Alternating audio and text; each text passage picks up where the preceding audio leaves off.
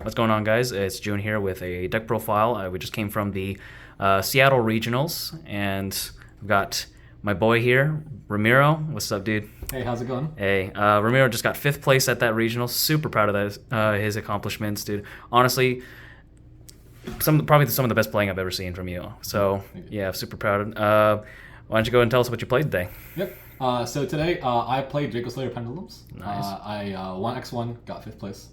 Yeah, I think the deck's really good this format. I think it's definitely I think it's probably the best pick into the room, and I think it's also a lot of fun too. Nice. Yeah. All right.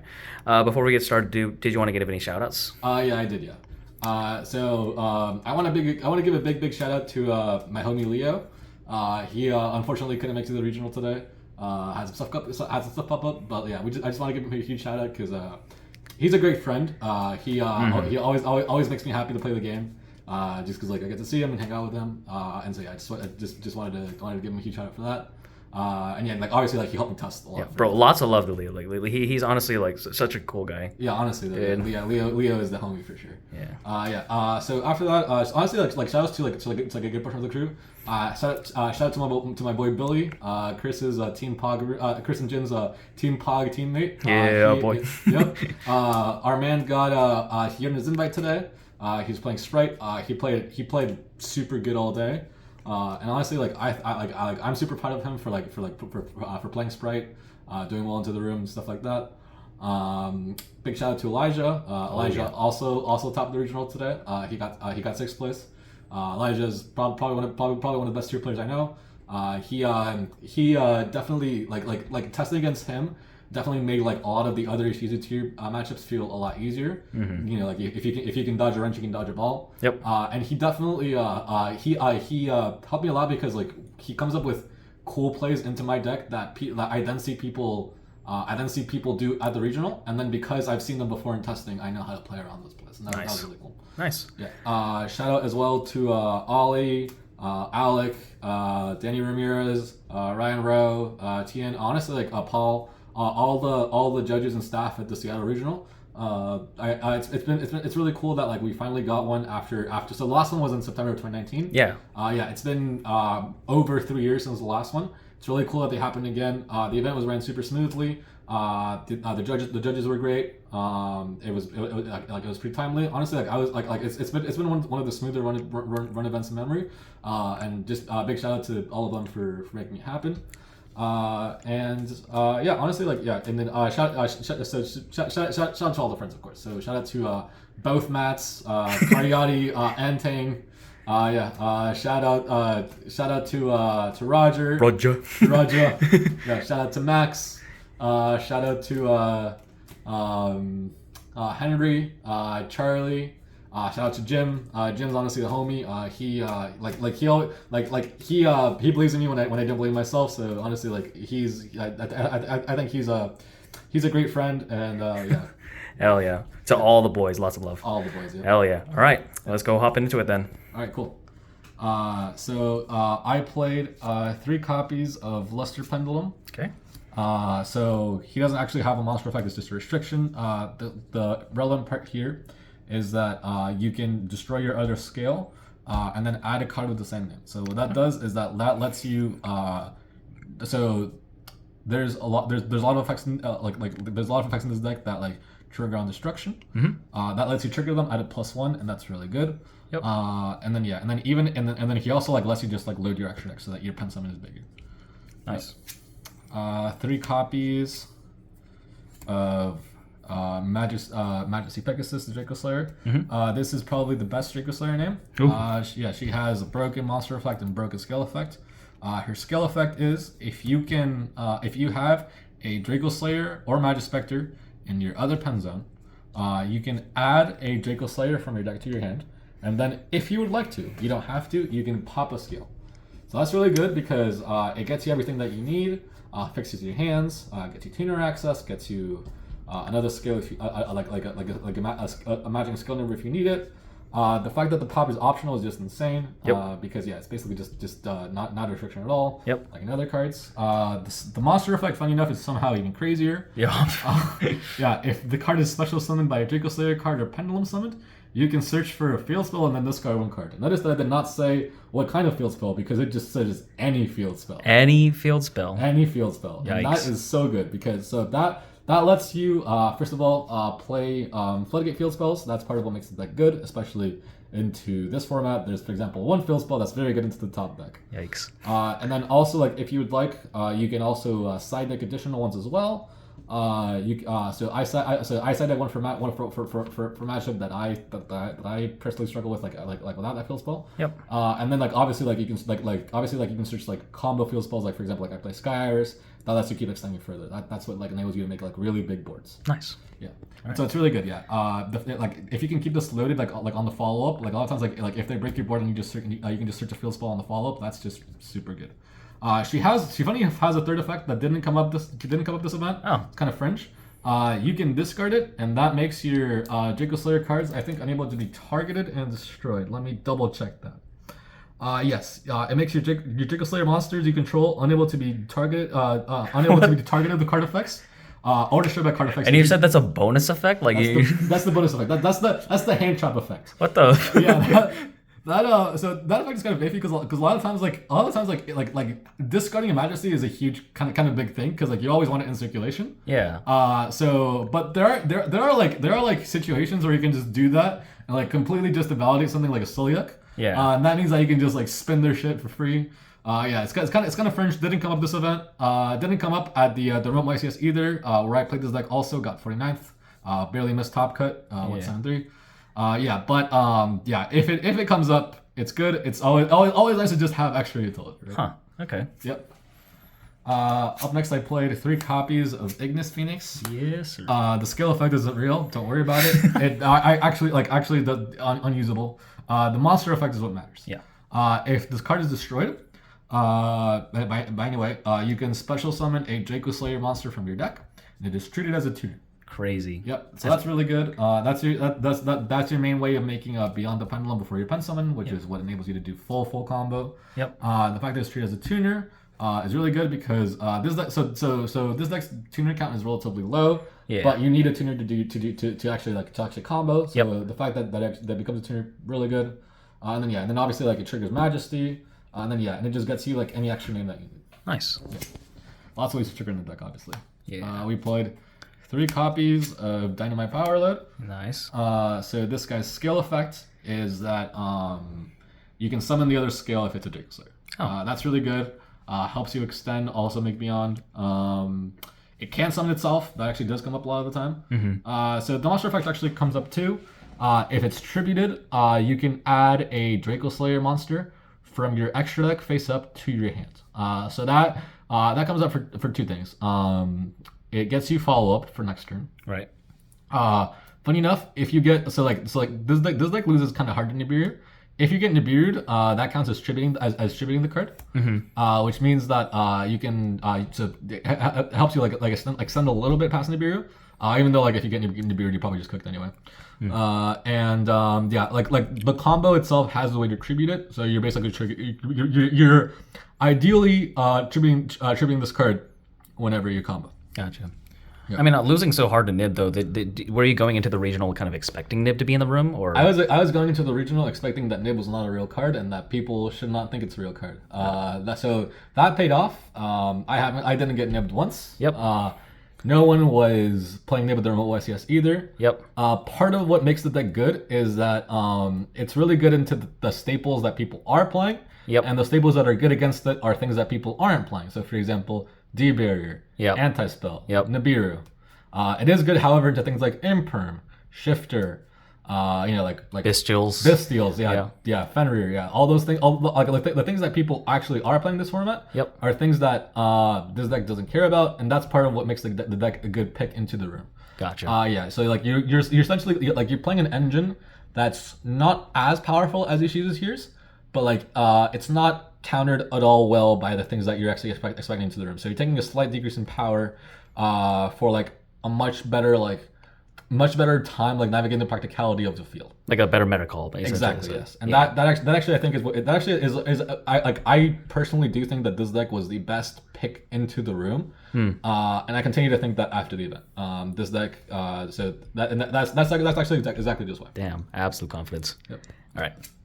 I played 2 copies of Master. Sure. Honestly, this could be at 1. The only reason that I played 2 is just because there's weird situations where they an Ishizu player can mill your deck, they mill this off the top, and then you need it to search it. Okay. So that's really why you play 2. Okay. It also does. It comes up in very weird situations where you need Luster to pop and search another one. That's really fringe. Doesn't happen often. So ideally, the reason that this card is good is just like it's a low scale, and because like this deck is high skill rich normally, and it can trigger Ignis while being low skill because it's a vanilla monster. But its scale effect is that you can just destroy a card in the pen zone, so it destroys your Ignis. Can destroy your opponent's cards in the mirror. That doesn't matter, but it can do that. Yeah. So I played 3 copies of Magic Spectre Bambuku. Sure. This card is basically an honorary Dracoslayer. It's not actually a Dracoslayer, but it might as well be. So what this card's effect is that when it's normal or special summoned, you can add a Magic Spectre monster from your deck to your hand. Okay.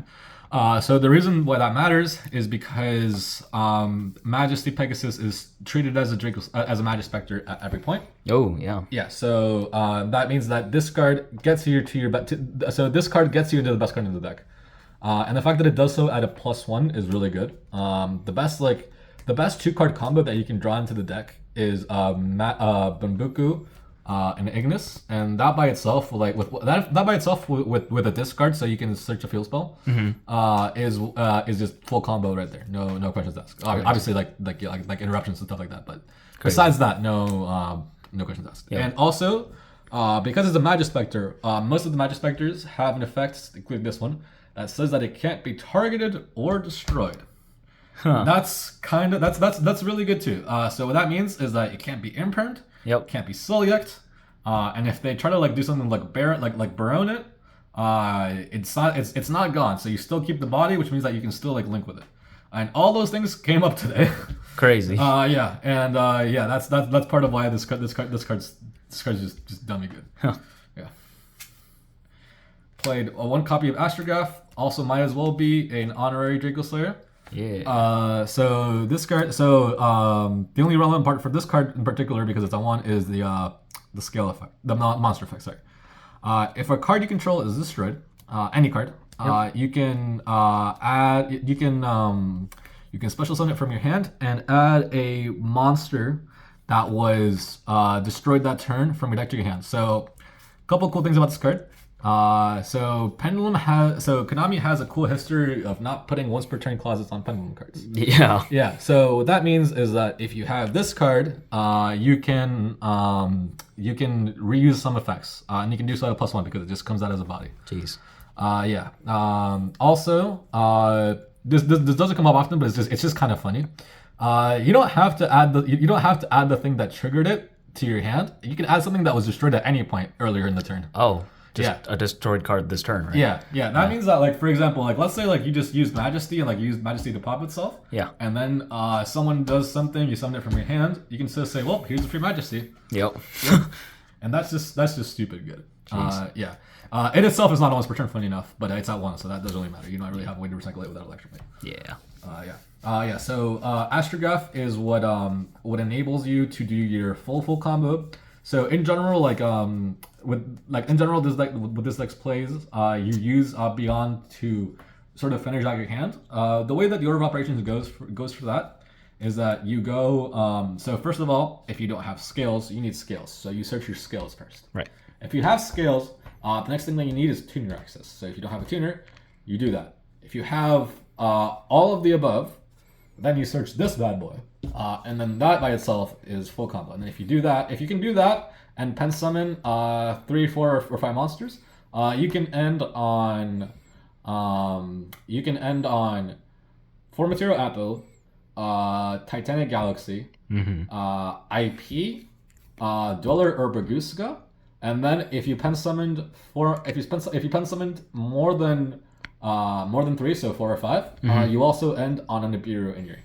Jeez. Yeah, and that's really good. So like this so I like I've seen some lists this format not playing this. That's just incorrect.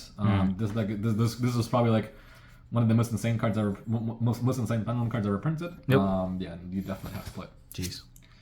Yeah. So this has all been pretty standard so far. Yeah. So this is where we get into some ratios that are not standard in pendulum, I think, but I think are correct, and I think people are shifting towards them, and I think that's good.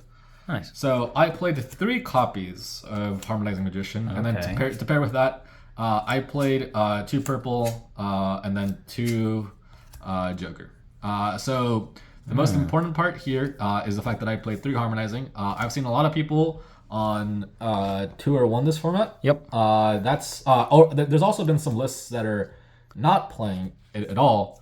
And all of the above, I think, are wrong calls because so for important reasons. So, like, first of all, the fact that this gets you an extra body is obviously really good because it's just more efficient pendulum summons, right? And it lets you keep your hand full. That way, you can actually resolve the Majesty effect and discard a card.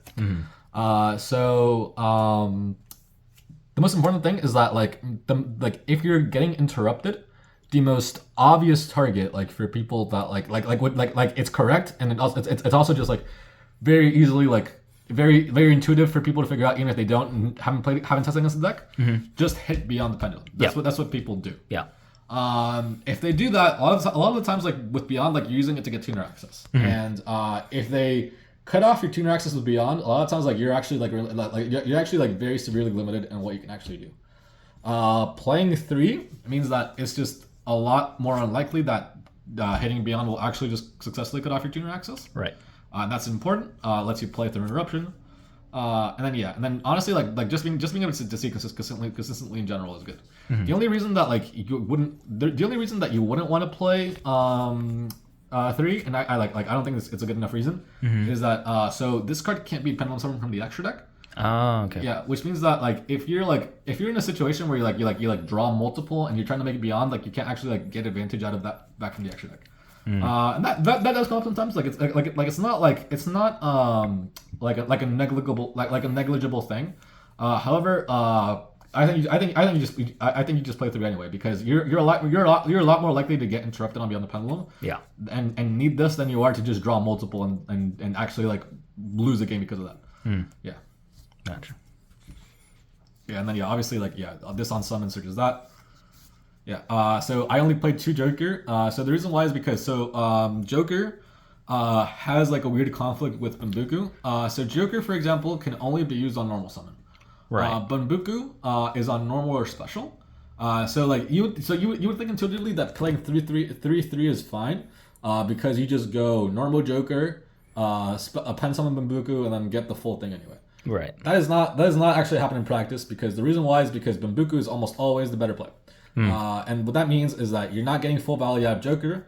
Joker itself, if it's sitting in your hand, it actually is just terrible value because its scale effect locks you into not being able to pen summon like Dracoslayers, which means that you just cannot use it as a skill. It is actually just genuinely unplayable as a skill. You're not gonna get anything after you pen summon. Which means that if you the 2 conflict. That's why you can't really play you want to play 5 normal summons because that's the best ratio that gets you to a normal summon with decreasing your chances of seeing multiple. Right. And you never want to see multiple. You never want to you normally do not want to see 2 Bambuku. You don't want to see 2 Joker, and you don't want to see Joker and Bambuku unless your hand is already insane. At that point, that doesn't matter. Yeah. Gotcha. So I played 3 copies of Odyssey Revolutionary as well. This is standard. Yep. So this card has 2 really good effects. Neither of them are once per turn anywhere on the card. Yeah. And that comes up a lot. So the first effect is that you can pay 500, discard it to the graveyard from your hand, and then you search for a dragon type pendulum from your deck to your hand. So that's good because it gets you to Luster and Master. Which lets you so it gives you both high and low skill access, which means that it can fix your hand pretty well. The pay 500 does come up a time, unfortunately, but that's just life. The card's obviously still good. Yep. And then the cool part, and this is the part that actually lets you go. This is the part that enables a lot of the really crazy plays. Is that so the scale effect? You can pay. Just not pay. You can target a dragon synchro or XYZ monster. Dragon type synchro XYZ or dragon monster in your dragon type synchro or XYZ or fusion monster in your graveyard. Okay. Destroy the card, and if you do, special summon it. Oh, okay. Yeah. So that skill effect is not once per turn. It's not even a soft once per turn. Like if they negate it and it's still in the scale, then you can just say, oh, again. That comes up sometimes with something like Underworld Goddess, because Underworld Goddess doesn't destroy. It comes up because Skyris has a secondary effect where they can't destroy. So your opponent can't destroy your audio skills with card effects. Which means that if they have something like Barone and they let the activation resolve, but then they trying to get on scale effect, then you can just do it again. Crazy. Yeah, and then so it doesn't actually negate the things that it summons at all. So it comes back with no restrictions, which means that you can reuse soft once per turns. That's really important. And also really cool. This card, and this is what enables the full end board. This card destroys itself when it revives a thing, which means that it triggers Astrograph Sorcerer. Right. And the Astrograph Sorcerer will let you grab another one of these. Which lets you then summon back the same thing, because again, this is not once per turn. Yep. And then that's just a really nifty combination. I don't think it needs this is pretty well known by now. Yep. But yeah, it's what enables the full pendulum end board. Nice. Yeah. So for field spell targets, I played Sky Iris and I played Necker Valley in the main deck. Man. Why do you play that card? I wonder. So you normally go except in awkward hands. So normally what you do is you go for Sky Iris if you're going first game one. Right. Sky Iris enables you to do the full combo, so you can end on Dweller, which is why you don't end on Necker Valley, because Dweller and Necker Valley have a lot of overlap. Sky Iris also serves as the third spell for Selene. When you're comboing, and Selene is what lets you. So Selene is a big part of what lets you extend.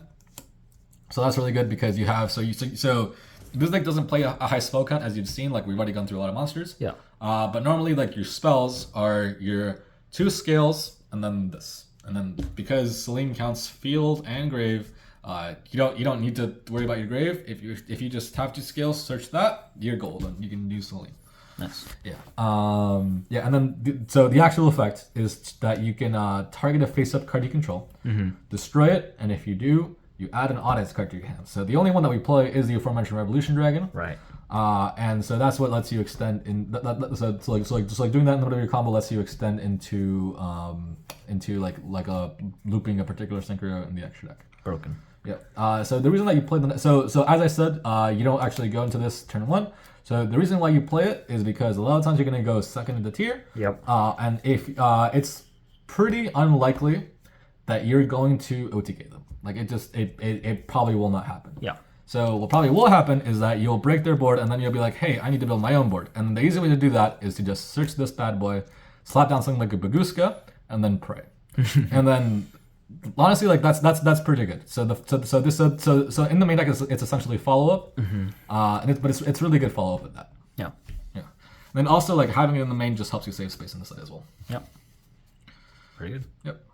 Up next, some spells. I played Rhoda, and I played Duelist Alliance. So as I said, so this deck, so Selene's pretty important for this deck. You want to have a higher spell count, so that if they. So obviously, if you draw, you can use it, and then put a spell in your grave. And then if they have any Shizu Miller, that puts spells in your grave as well, which helps you navigate into Selene.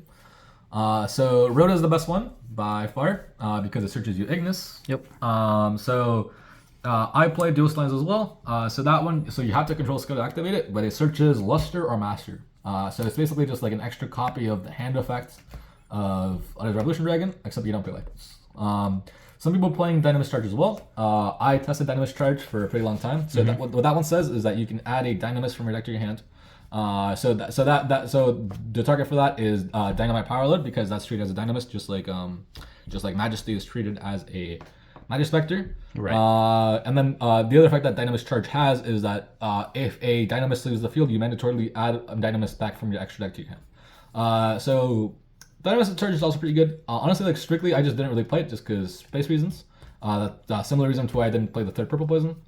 But yeah, so like you want like your spell ratio to be like at least like 7 or 8 in this deck, because that helps you navigate this way.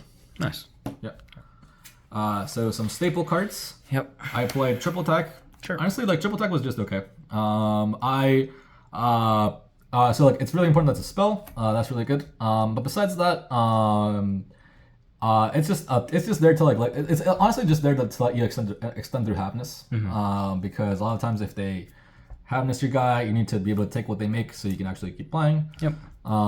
That's what it's there for. I usually cite it out going second because, well, it's like obviously like it's okay going second, but like there's just better things to have in those slots, and your slots are limited. Yeah. So I played Call by the Grave. Sure. This hits halfness. That's really important. Hits Orange Eye as well if they draw the one of. Yeah. I played Triple Fenrir. Okay. This card is insane in this deck, so for 2 reasons. So first of all, this card switches itself, which means that you have a built-in discard fodder for Majesty. That comes up a lot. Yep. And also, this card is what enables you to play like in situations that you have no business playing in. Yep. So this is just like a toolbox that just outs automatic floodgate, outs unattractive floodgates. So for example, I played against Border Stun in the regional. Yuck. This card is really good into Border Stun. Yep. I played against Naturia Vernoself, and he had Bamboo Shoot, and Baguska. Oh. And then I just slapped this bad boy down in defense position, and there actually just wasn't a good way for him to deal with that efficiently until he ended up making Zeus out it, and then he had to scoop up that game after I cleaned up the house. Interesting. Yeah. Yep. This is a cool one. I played 3 copies of Dimension Shifter. I want to say that I intentionally went out of my way to pick up a mismatched rarity playset, Man. so that I could grief the man that is behind the camera right now. Man. Yeah. So this deck plays really well under Shifter. Yeah. And then Shifter is an auto win into our favorite deck, Ishizu tier. It's also an auto win into like a lot of random rogue matchups. Yep. Honestly, like it's really good. It's a Spellcaster Engrave too for what that matters. That actually comes up sometimes for Selene Nexus. Yeah. And then that's just good. I also played last card in the main deck, one Nibiru. You search on your combo. Nice. That's why. Yeah. How many times did you resolve Nibiru today? Nibiru is really only there if they break through the monster board with the board breaker like Dark Ruler. Yep. That didn't happen today.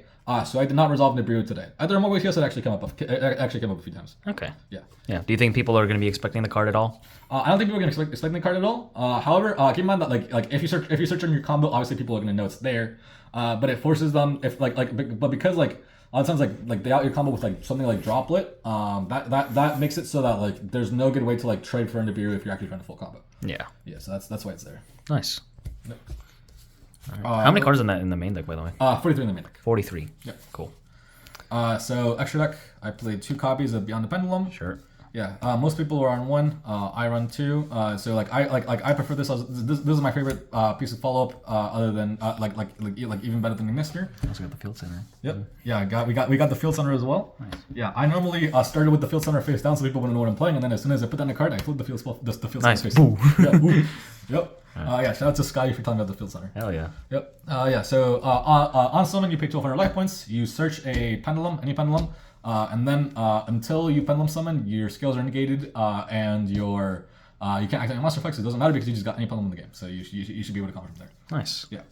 It also has another cool effect. If you pen summon 2 monsters with different levels to its zones, you can pop 2 cards on the field. Crazy. That helps you break boards. That's how you out Baguska, for example. Crazy. And that's what makes this a good follow up, because it not only enables your plays, but like if you're using it as follow up, it also helps you crack your opponent's boards back. Nice. Yep. Up next, the Dracoslayer extra deck monsters. I played Ignis, Magister, and Dinosaur.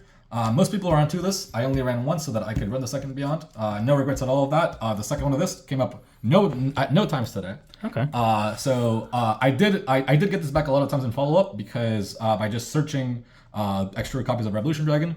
However, I didn't think I think this is a lot better follow up than this. Yep. And also because it's like plays pretty aggressively, follow up wasn't actually needed that often. So this card summons a Dracoslayer from your deck as an ignition effect, soft once per turn, by the way. And then it has another effect where you can pop a card on the field, pop a pendulum on the field, shuffle a card into the deck. So that helps you out random stuff. Cool. This one on summon, you can say that you'll search a pendulum in end phase, works similar to Magnamut. And then you can detach one to summon a pendulum from extra deck. And then this one, your pendulum monsters can't be destroyed by your opponent's stuff. And then you can summon one from grave or hand. So this card, you're not actually fusion summoning it. So the way this card works is that if you have two pendulums on field, and one of them is a Dracoslayer, you can tribute both of them and then summon this guy. And then that's how you trigger Dynamite Power Load, because that counts as tributing. Oh, nice. Yeah, and then that's kind of a cool synergy also, because this card summons from hand or grave, and then Dinosaur fuels something back to your hand. So even if they haven't choose a shuffler, you can still get value out of Dinosaur. Cool. Yep.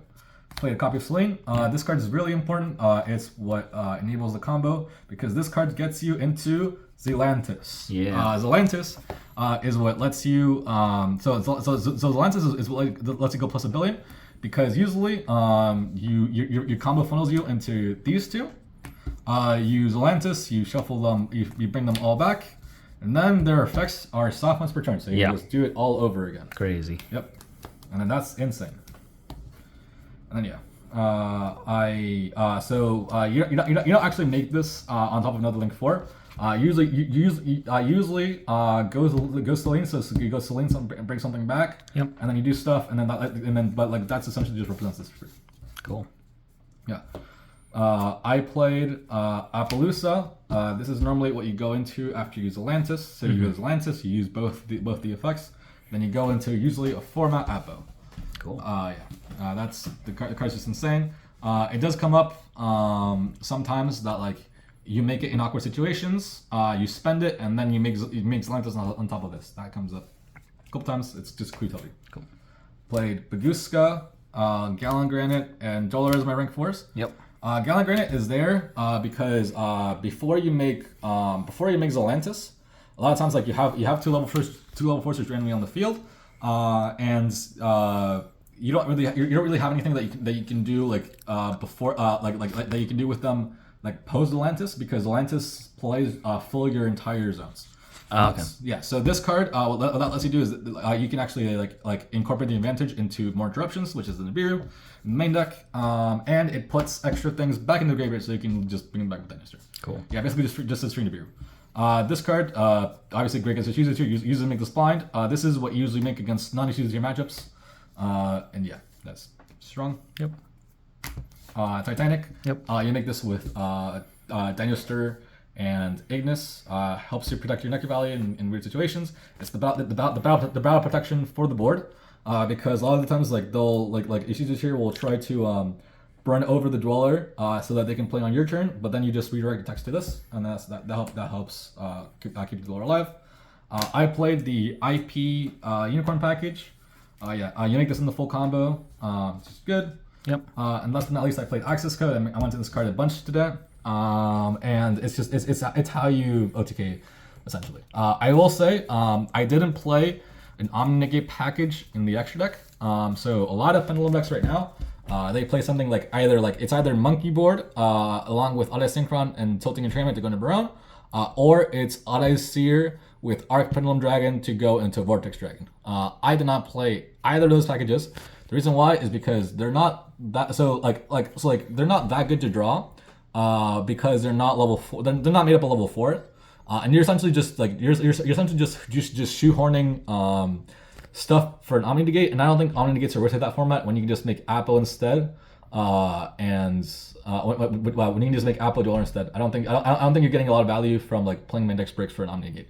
Also, people are playing Super Poly again. Both of those cards lose to Super Poly on Appo and the Omni Negate. And Appo is just better than Omni Negate. I will say that. So obviously you want to prioritize the Appo. Yep. And then if you were to play an extra deck suite for an Omni Negate, I would say it definitely has to be Seer, because at least Seer is a low skill that you can use for your pen summon because that gets high skill rich. Monkey Board I think is just really bad.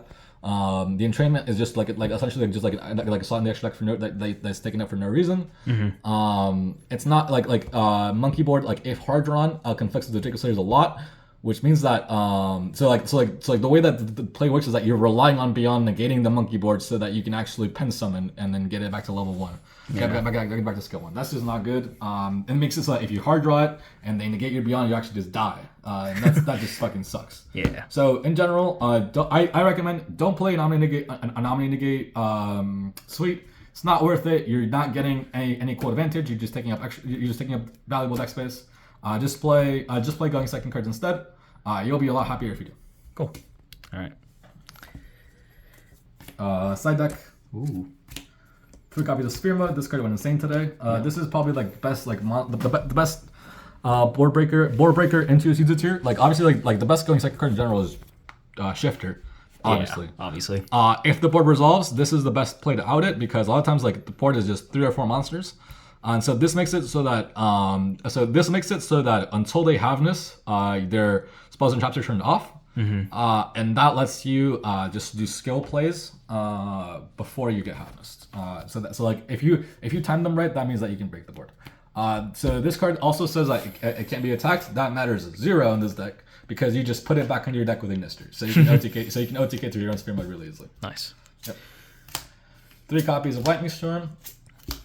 I said this going second into like I think like every deck this format. I learned this from my friend Leo watching his Branded by Steel profile. Yep. Lightning Storm actually does really well this format.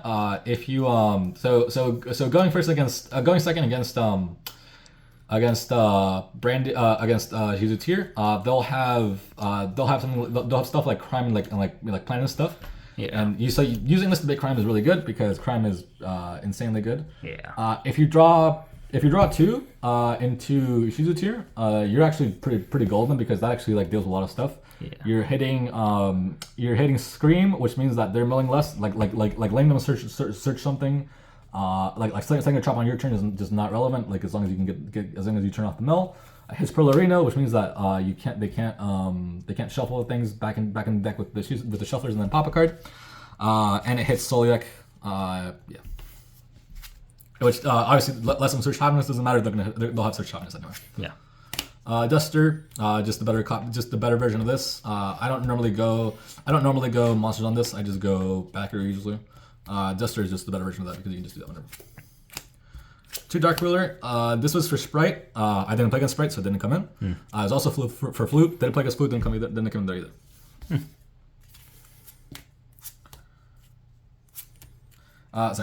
So 2 of these here. So Zombie World. This is for Flute. So your field spells don't really hurt Flu. So you search this instead to hurt them.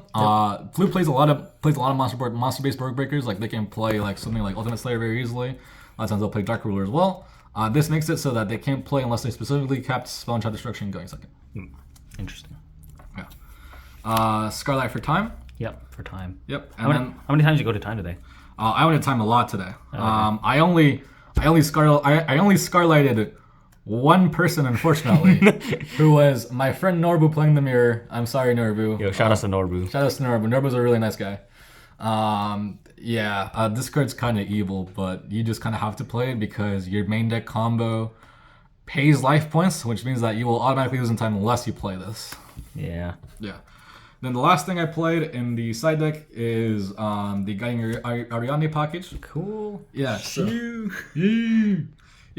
if this card's destroyed, you reveal 3 counter traps in your deck. Yep. And they pick one for you to add it. Doesn't matter what they pick, because you just reveal 3 copies of Solemn Judgment. It also comes up like if you draw this and a Solemn, you don't pay life points for Solemn while this is on the field.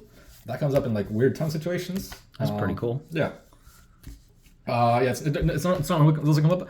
This card's super good. The fact that it's a low skill means that it's actually useful. Like if you search off Majesty, but beyond just like the pop to search, you can trigger it very easily with Sky Iris, because Sky Iris just says pop for free. So you just pop at a Revolution Dragon, reveal the Solemns, and then so Solemn is just it's your way to out things like Droplet.